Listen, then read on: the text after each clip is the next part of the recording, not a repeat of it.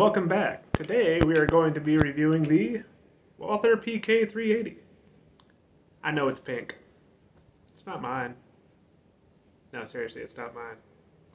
They did offer this in a number of different colors. Black, blue, purple, a different assortment of camo print as well as cheetah print. The PK380 has an overall length of 6.5 inches, a height of 5.2 inches, a width of 1.2 inches with a 1-inch slide, a barrel length of 3.66 inches, and an advertised weight of about 17 ounces, with an 8-round magazine and a 9-round total capacity. It features an ambidextrous safety and a full-bodied ambidextrous magazine release. The safety has a bar that goes all the way across to keep it from striking. Speaking of safeties, if you have an earlier model, they did have a recall where the safety, even if it was on and that bar was going across it, it could still fire the gun. So make sure that the serial number on it, if you're planning on buying one, it doesn't range between this and this. Now, if it is, there is a number you can call and have it sent in to have a recall done. That being said, that's kind of the only safety issue they've had with it. The single action trigger pull is 4 pounds. The double action is 11, which is kind of a lot, but not that bad.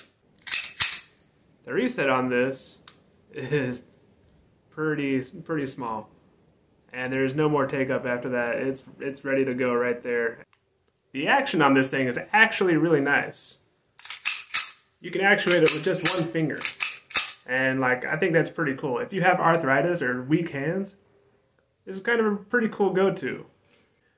Now, it's not as easy to actuate as an EZ380 from Smith & Wesson, but the ergonomics for the grip on this one are a lot better in my opinion. After searching through some forums, I kind of came across a few people complaining that they're not feeding and not ejecting, and no real problem with it not firing, but feeding and ejecting has been an issue.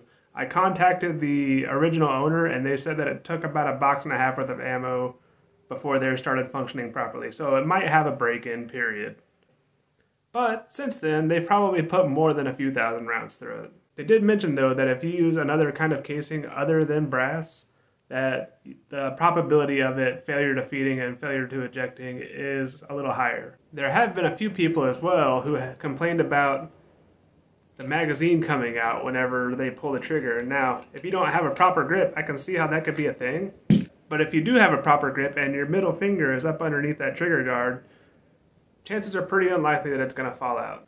I only have 2 complaints about this one design-wise, and they're kind of minor. First off, there is no slide release.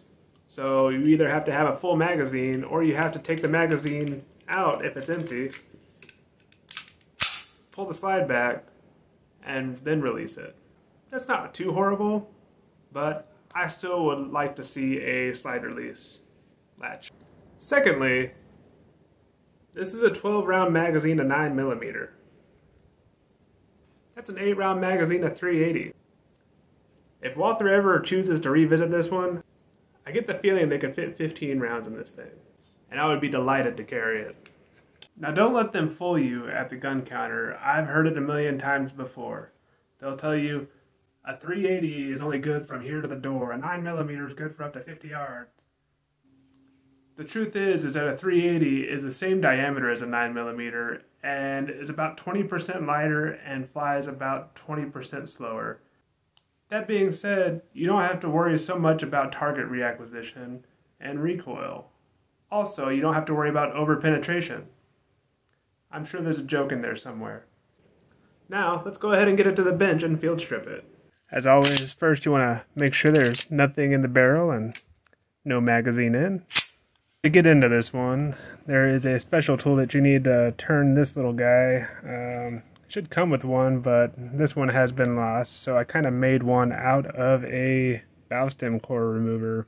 And you kind of have to grind it down a little bit in order to get it to fit in there, but what you want to do is you want to take it and rotate it counterclockwise, 90 degrees.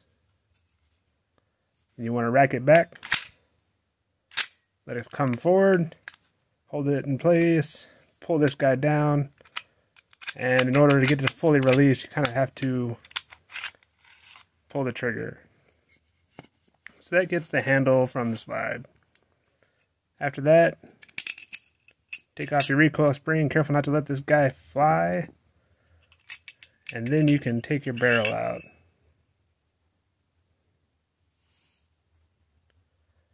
It's kind of an interesting recoil spring. It's actually kind of spun or braided in there instead of being a solid spring. So that's an interesting feature. You can kind of see the safety right here. Rotate in front of the firing pin to keep the hammer from being able to strike it. Pretty standard setup. And now let's go ahead and put it back together. Basically take your slide and your barrel, let it fall in. For this one, I kind of like to take the slide pin and the recoil spring and almost like a syringe, let it go up to that point of the slide and drop this part back behind the barrel.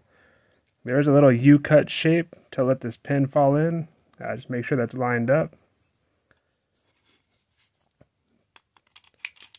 Take your slide on your handle, pull it back, drop this down, let it fall forward. Then you want to take this and rotate it back clockwise. Then you're back to functional.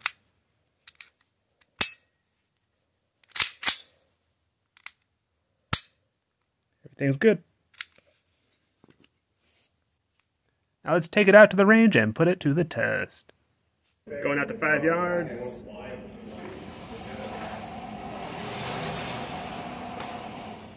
Going hot.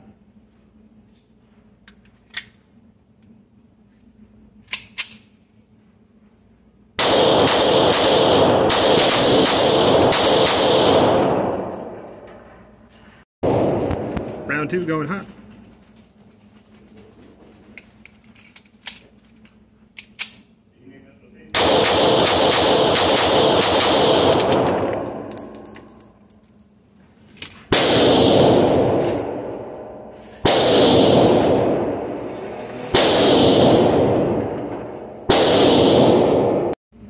Take it out to 7.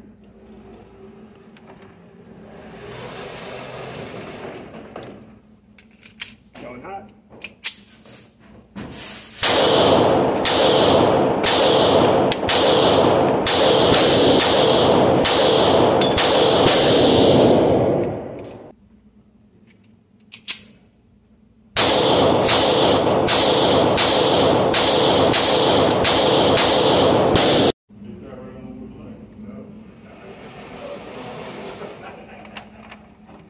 Still pretty center mass at 7 yards. A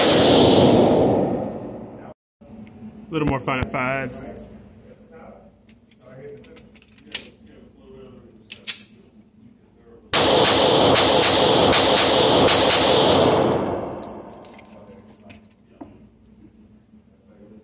Not bad at all. Alright, we're going to take it out to 5 yards and alternate the bottom 2.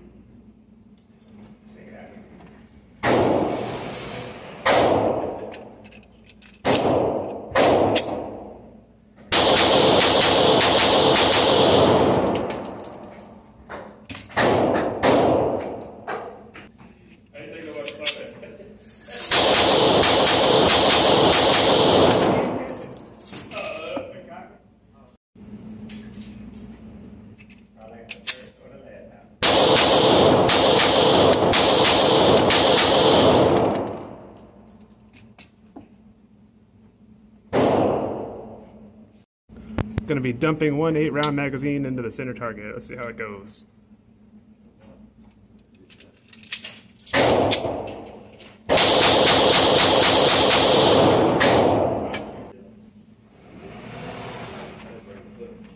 Very, very manageable. I don't think it went outside. So yeah, it's a great option for concealed carry, for daily carry. It's lightweight. We're pretty good on this one. Well, that pink doesn't stay pink too long after a few rounds. Let's go ahead and get that cleaned up so I can feel better about returning it. That's a little better. Just put a little CLP on it and let it sit for a couple minutes and wiped it off. No big deal. So what have we learned today? All in all, it's really not a bad little firearm. Like I said, if they could put a 14, 15 round magazine in it, I would love to own one, honestly. I didn't have a single issue and it was really fun to play with at the range. All in all, because there is a little bit of room for improvement, you could add a double stack magazine, you could add a slide release, you could do a little bit better engineering overall now that it's been over 10 years. I would like to see Walther revisit this one and make a Gen 2. Overall, I'm going to give it like a 7.5. As always, thanks for watching me review this pink pew. Please like and subscribe to help the channel. I'll be seeing y'all next time.